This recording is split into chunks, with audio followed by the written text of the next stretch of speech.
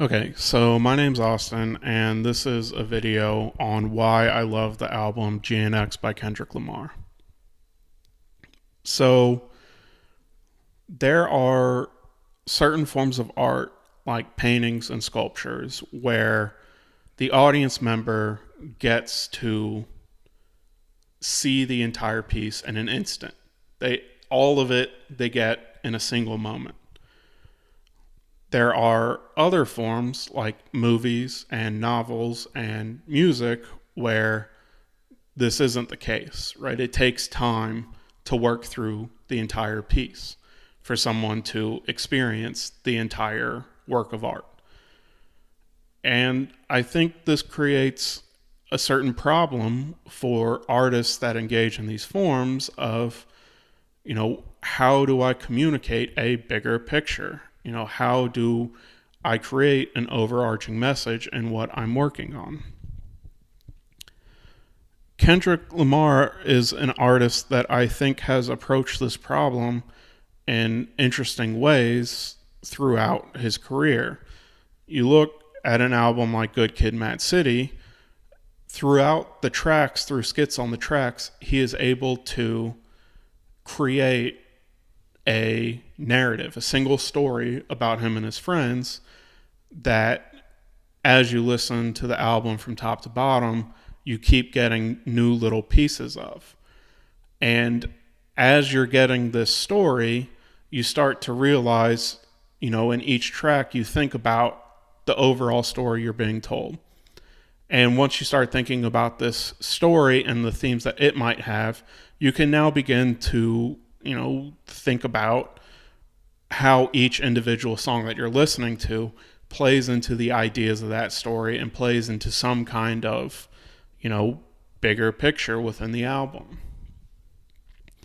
Then you get to, a different album like Damn, where there's no longer this skit sort of narrative that ties everything together. But on this album, there are still explicit call-outs that can get an audience member to think about two different tracks at the same time. And once you start thinking about two different tracks, you can think about them in relation to each other. What are ideas in one that is also being communicated in the other? And once you start thinking about tracks in combinations or in groups, then you can start to see some kind of main theme throughout the novel. So there are certain things where, on a track like Feel, he says multiple times, I feel like no one's praying for me. But then on a song like Fear, in the clip where his cousin is speaking, his cousin says, Kendrick, I know you feel like nobody's praying for you.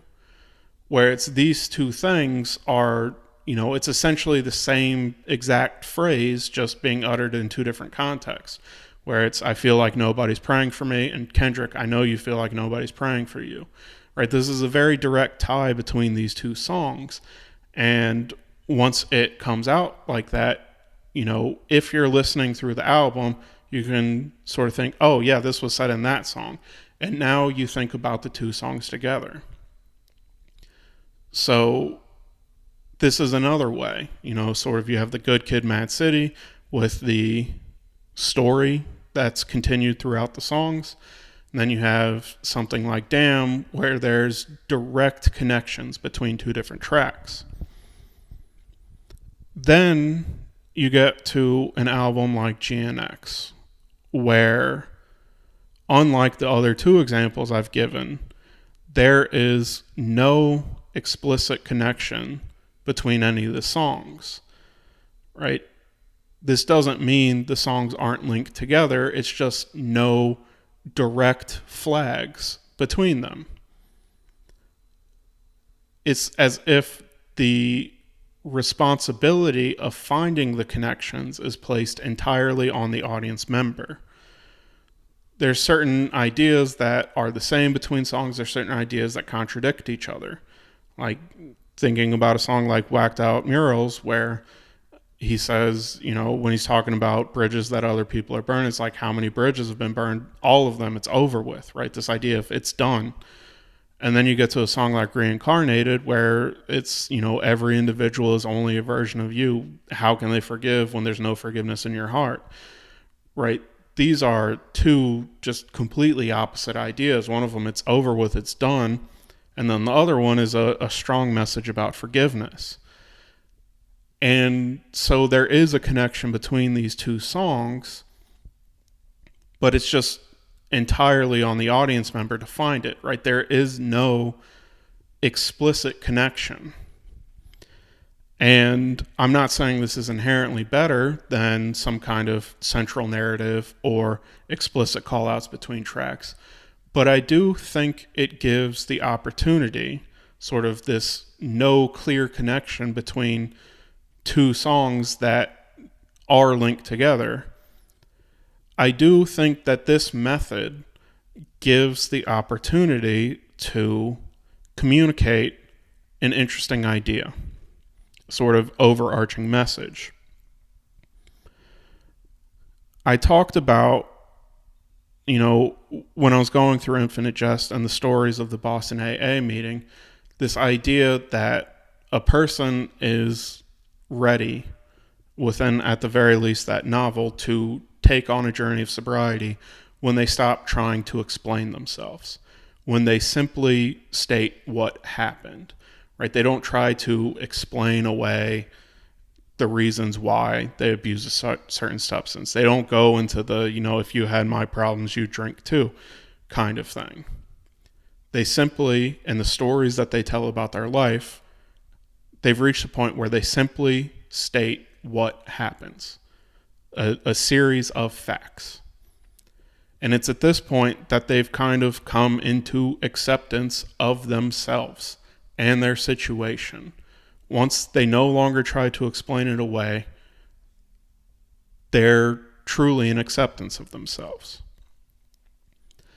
And this is an idea that I think gets communicated in GNX when, there is no direct linking between any of the songs. There's no, explicit mention of a point that's trying to be made, right?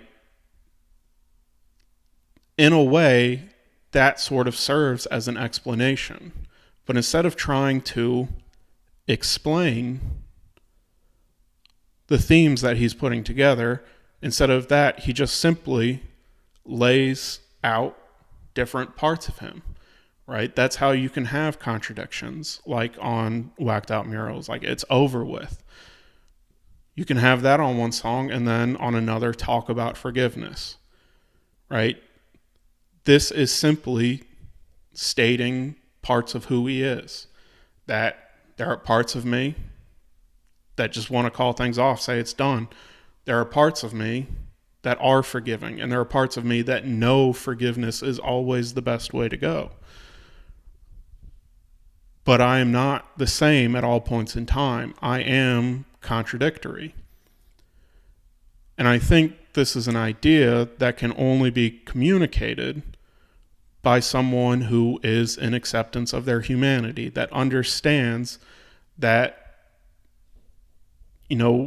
the contradictions that a person has within themselves can't be explained away.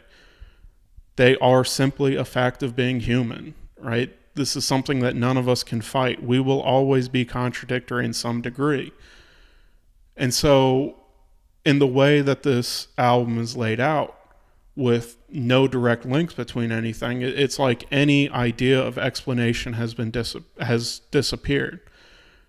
And once the attempt to explain has gone away, it has been replaced by true acceptance. And so I think this album, GNX, with the way that it's laid out, is able to communicate sort of this overarching message of truly accepting your own humanity. And I think that's what makes it a great album. And that's why I love it. Anyways, that's all.